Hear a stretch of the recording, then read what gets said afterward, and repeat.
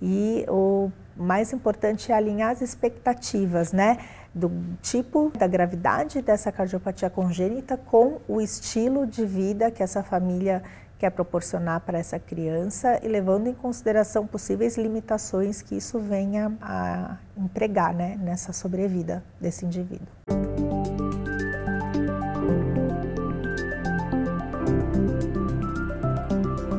A cardiopatia congênita é uma alteração estrutural do desenvolvimento das estruturas do coração que ocorre ainda no período do desenvolvimento embrionário, intraútero. É diferente das cardiopatias adquiridas que a gente costuma ver, cuja apresentação pode ser na infância ou até na idade adulta, são a terceira causa de morte até o primeiro ano de vida, tá? E cerca de 10% das crianças pode apresentar algum grau de defeito do desenvolvimento cardíaco.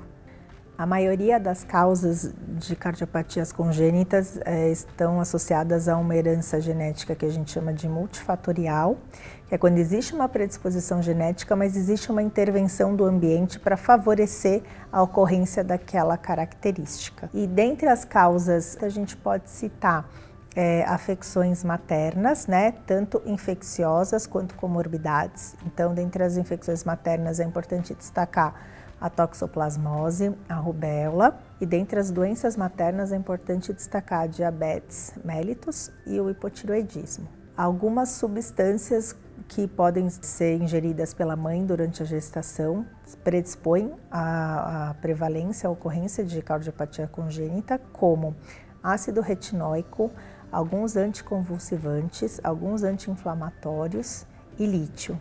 Se um dos genitores, o pai ou a mãe, tem uma cardiopatia congênita, o filho desse indivíduo tem uma chance 2 vezes maior de nascer com uma cardiopatia congênita, a mesma, né, apresentada pelo genitor biológico. E se um irmão nasceu, né, com uma cardiopatia congênita, o irmão dessa pessoa também tem maior risco de apresentar uma cardiopatia congênita. Dentre as causas genéticas, existem as causas isoladas, né, em que a cardiopatia congênita é o único achado daquele indivíduo, ele não tem nenhuma outra alteração genética, nenhuma outra malformação associada. E existem as causas sindrômicas, né, das quais a cardiopatia congênita é um achado e aquela pessoa tem outras malformações e outras dismorfias que caracterizam uma doença genética. Bebês e crianças com cardiopatia congênita geralmente apresentam um conjunto de sinais e sintomas.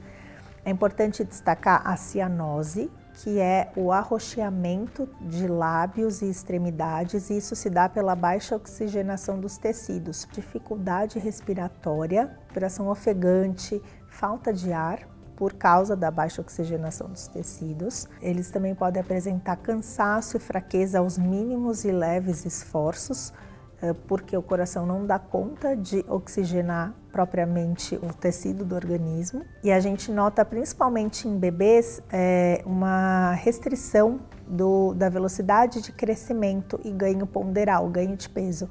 Então, esses bebês, dependendo da gravidade, claro, da cardiopatia congênita, podem apresentar dificuldade de ganhar peso e altura ainda nos primeiros meses de vida.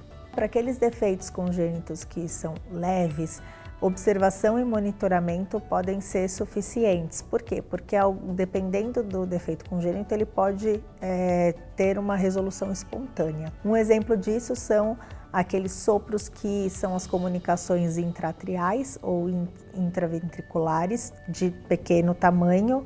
Conforme o coração vai crescendo, ela se fecha sozinha. Para alguns defeitos que são um pouco mais importantes, pode ser necessário um tratamento medicamentoso. E esse tratamento medicamentoso vai auxiliar no controle dos sintomas, vai melhorar a função cardíaca, vai melhorar o ritmo cardíaco, né? E esse tratamento pode ser por um tempo determinado ou pode ser contínuo. E o que vai depender é a gravidade da cardiopatia congênita. O tratamento cirúrgico está indicado para aqueles casos em que o defeito congênito é mais significativo, é mais grave, a alteração estrutural é muito importante E não existe remédio, né, nenhum medicamento que vai poder ajudar na reversão desse quadro. A cirurgia pode ser feita, inclusive, no período neonatal, dependendo da gravidade dos casos. Existem, para alguns defeitos congênitos, um outro tipo de procedimento, que é o procedimento intervencionista, quando não é uma cirurgia propriamente dita, mas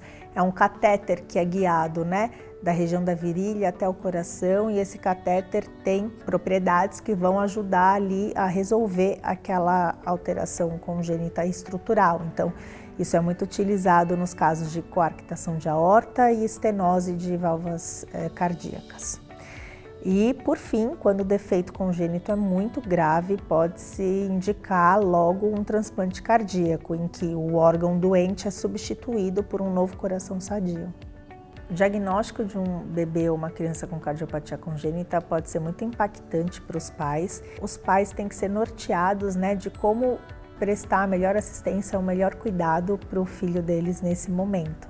Então, existe um impacto psicológico e emocional dos próprios pais com relação à expectativa do futuro desse bebê, dessa criança, e isso tem que ser muito bem abordado em termos de prognóstico. Existe um impacto financeiro, né? Vão ser levados em consideração aí uma série de consultas periódicas para o acompanhamento e para o monitoramento desses indivíduos, e isso pode durar anos. Então, existe uma programação que tem que ser feita nesse sentido, e o mais importante é alinhar as expectativas, né, do tipo, da gravidade dessa cardiopatia congênita com o estilo de vida que essa família quer proporcionar para essa criança, e levando em consideração possíveis limitações que isso venha a empregar, né, nessa sobrevida desse indivíduo. O que se costuma indicar para as mulheres ainda no período pré-concepção, para aquelas que estão tentando engravidar, é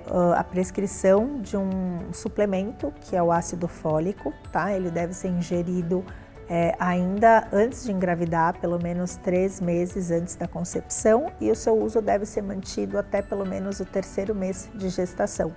A ideia é que se faça um estoque placentário dessa substância. Ela é altamente consumida pelo tecido embrionário nos 2, 3 meses de gestação, e ela ajuda a prevenir não só defeitos cardíacos, mas também lábio leporino, fenda labial e defeitos do tubo neural, da espinha bífida. Então, durante o pré-natal, é importante que essa gestante mantenha uma alimentação equilibrada, né, que faça o uso dos suplementos que o seu ginecologista obstetra indicar, que não faça o uso de nenhuma medicação sem a ciência do seu médico e do seu obstetra. Esses fatores ajudam a minimizar bastante o risco de ocorrência de cardiopatias congênitas.